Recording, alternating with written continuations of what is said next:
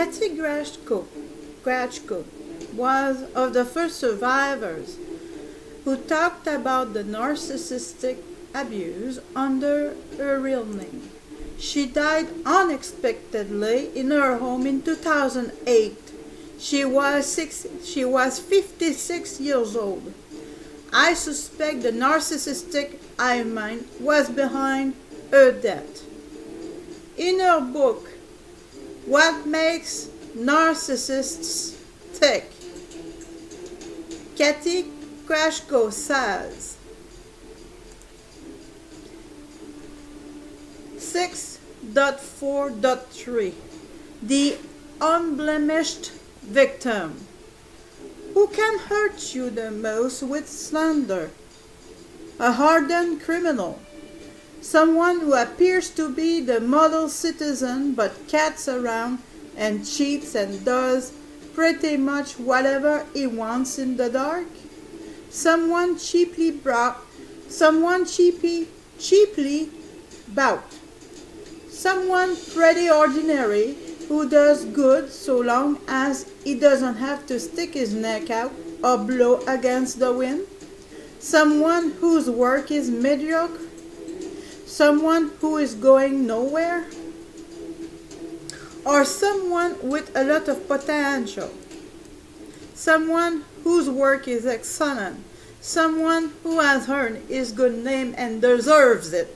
Someone who values his integrity and maintains it.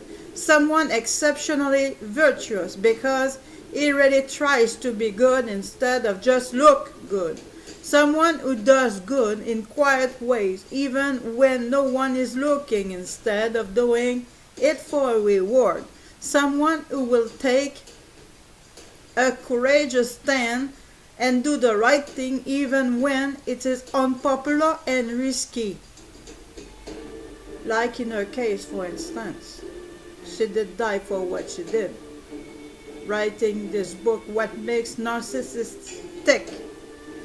In other words, someone with integrity, the honest person, the most innocent person, who has the most to lose, who will suffer the most pain, upon whom will the narcissist slander have maximum impact. Ignominy is terrible, the fate worse than that.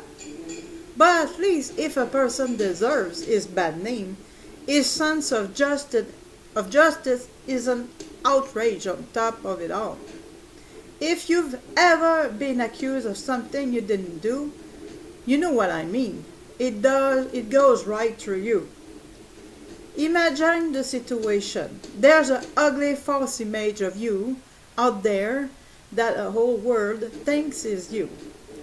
They relate to it as you. The whole world treats you like you are dead. So it might as well be you.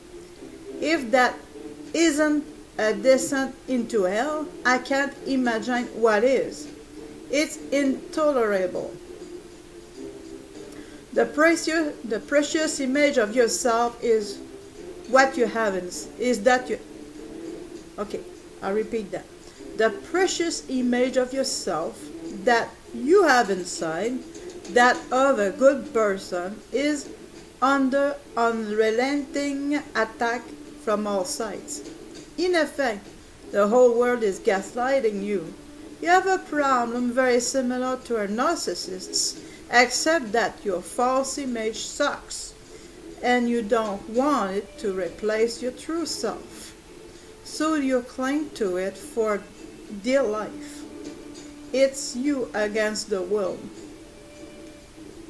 6 billion people say that is you, and you alone say that the person you know inside is you. Something's gotta give. Which is why the greatest dramatic stories of all time are built on this basic situation. Some such threat of a person's self-concept. You can hurt only the best, the most innocent, and the virtuous that badly. But a narcissist prefers to target the innocent, the excellent, and the virtuous for another reason as well. He can't let anyone outshine him in any way. He can't let even the shiny spot on your image diminish the glow of his glory. If it does, he acts like you're stealing it from him. Because, of course, he's gonna have it all. 6.4.4 Character Assassination. When a narcissist is playing block the kick to destroy the credibility of someone she has targeted for serious abuse or some other serious offense against, she conducts a vicious campaign of character assassination in advance. She spreads slander and calumny about that person far and wide. Vandalizing someone's image is a kind of voodoo that works like magic to destroy people. When you destroy someone's image, their good name, you ruin a life. In fact, you take a life. For that person's real life goes up in smoke. You replace it with a work of art. And just as myth says, in the symbolic form of voodoo, it causes that person unbearable pain. When a narcissist is the character assassin, there's no excuse for people believing the lies.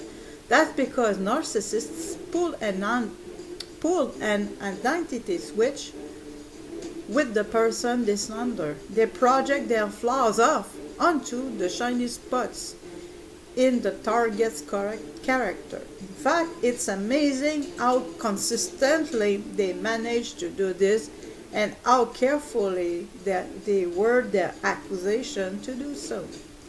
Therefore, the accusations are always ironic considering both the target and the source. People who know both the narcissist and the person she's smearing need only to pause and think. Could this be true? Between commas, and review that person's past conduct to see if it squares with such an equation, or allegation should I say, because that's what it is written. If you do this, you'll always see that the accused is virtuous in that department and that the accusation rather fits the accuser herself.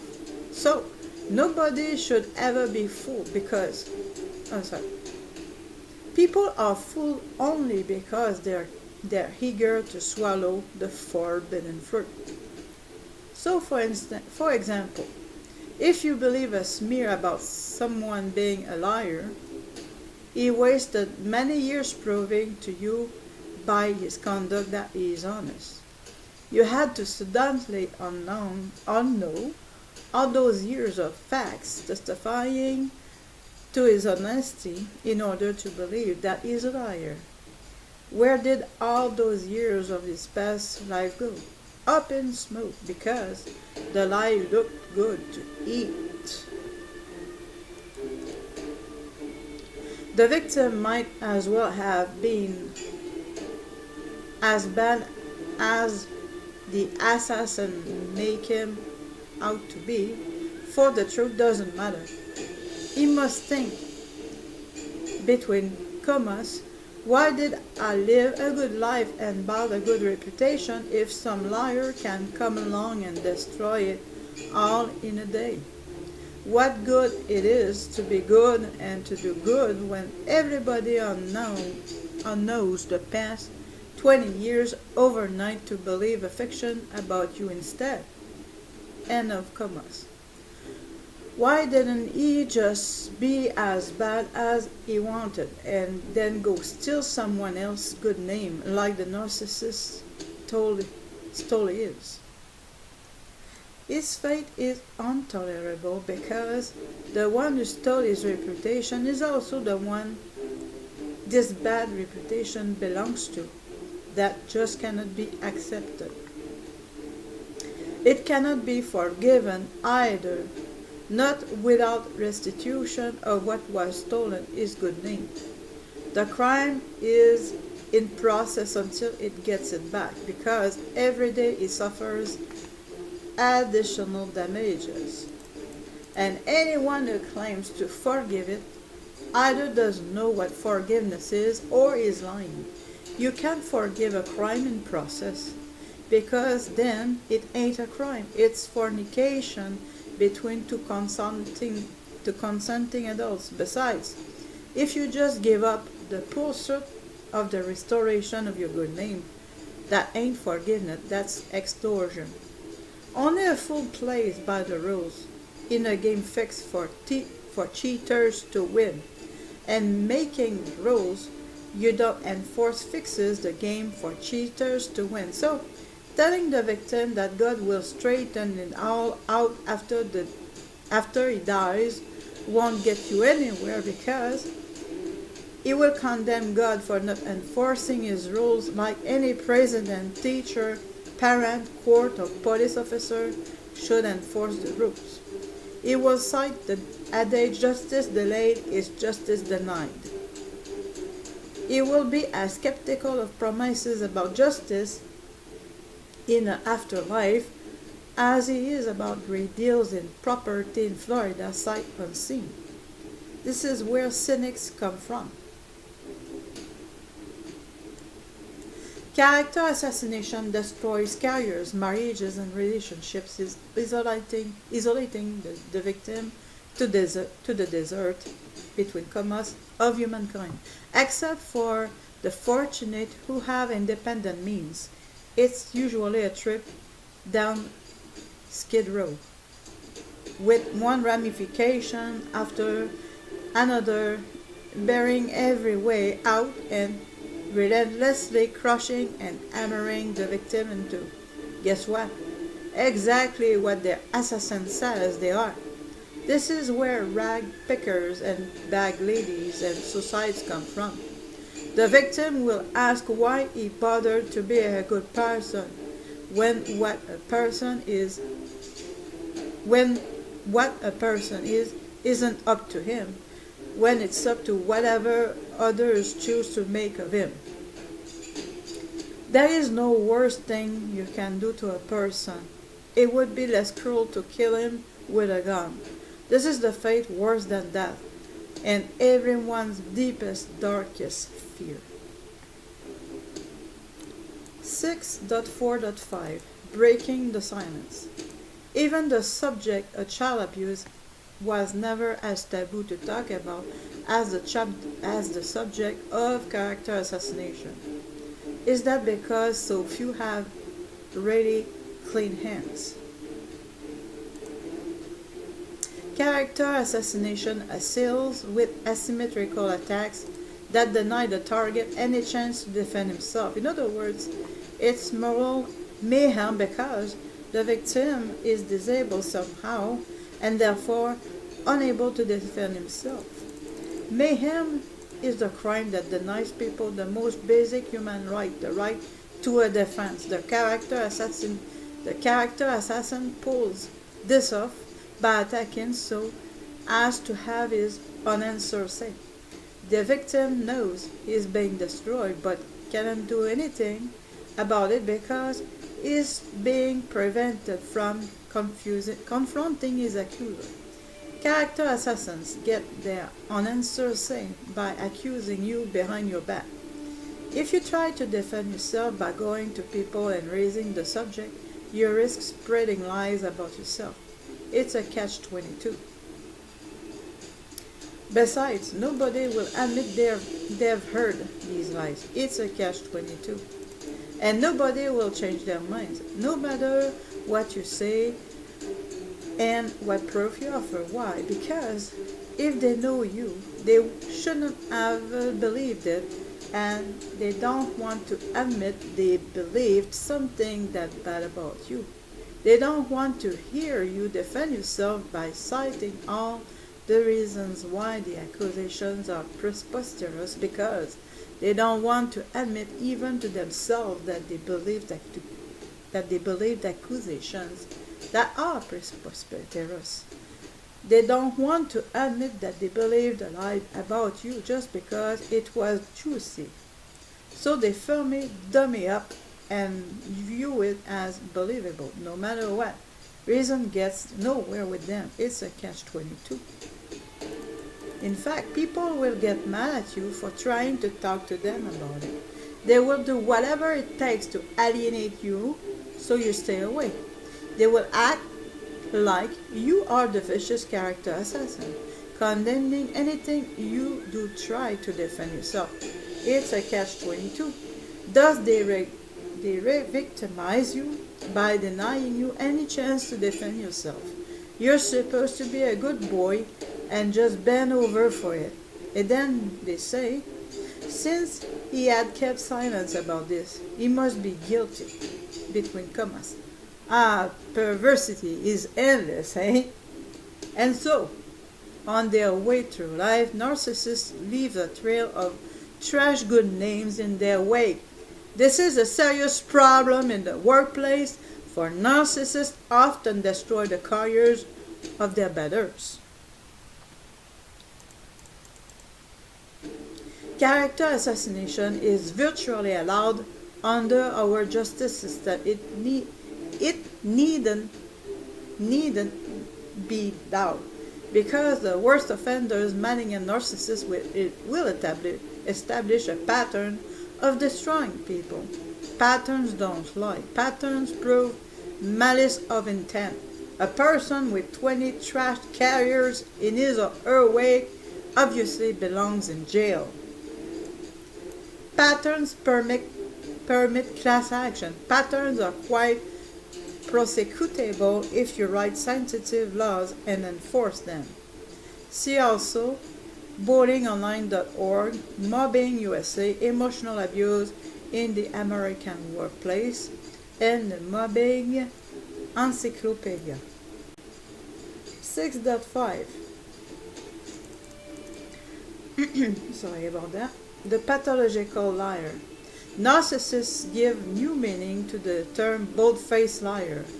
All you have seen in the dark side of the narcissist will tell you that he or she is an outrageous liar. In fact, this is one of the top, if not the top complaint about narcissists. They should strike you as odd. Considering the seriousness of narcissistic abuse, one should think their lying wouldn't compete with it for top billing. Also, the world is full of liars. So why is narcissist lying so offensive and appealing to people? Partly because it's vastly different from normal lying. It's egregious, audacious, inveterate, and mind-boggling. Narcissist lying is something you must see to believe. Narcissists will say anything. They tell the wildest lies conceivable. Unless you know a narcissist well, you will never be able to divide and a conceivable motive for most of their lies. Narcissists like get gratuitously about matters great and small. Their lies are an affront to your right to see what you see, hear what you hear, and know what you know. They won't hesitate to say things every bit as absurd as it would be to say that black is white or that square is round. In other words, their lies don't stop short of gaslighting. They lie to you about facts they know you know. They lie to you about what you have said and done, even if you said or did it only once ago. They lie to you about what they have said and done in your presence, even if they said or did it only once ago. They lie about what you have done together, even if it was only once ago. In short, they lie like someone out of his mind or hallucinating. They resonate between alternate and contradictory versions of an event with blinding speed. They lie so fast and furiously that they metaphors alive 5 or 6 times in the space of a minute, like someone on a psychedelic trip. They lie so fast and furiously that they lie absurdly and contradict themselves in the same breath. And if you ask them which of their contradictory statements is the true one, or if you contradict them, they project their craziness off onto you by saying that you need your head examined, that you are making stuff up, and you are crazy. I will stop here. This was finishing at page 249, and we started with, or should I say from 245. Thank you for listening.